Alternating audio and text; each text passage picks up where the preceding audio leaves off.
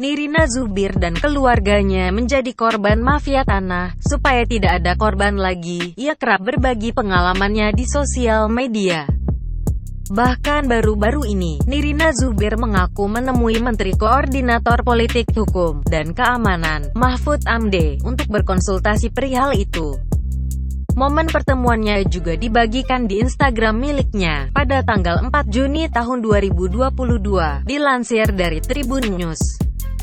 Nirina ungkap di Pengadilan Negeri Jakarta Barat, Selasa, tanggal 7 Juni tahun 2022, kalau Mahfud MD sudah menitipkan pesan pada aparat para hakim, juga jaksa, agar lebih atensi lagi dalam kasus ini.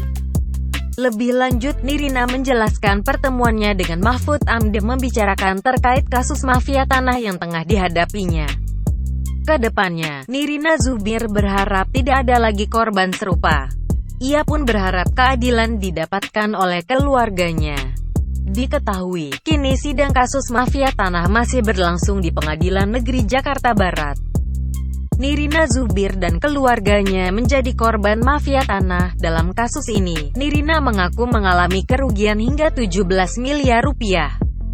Dari hasil penyelidikan dan penyidikan, polisi menetapkan 5 orang sebagai tersangka.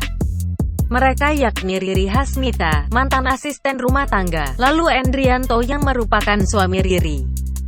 Kemudian, 3 tersangka lainnya yaitu notaris PPAT yakni Farida, Ina Rosainas, dan Erwin Ridwan.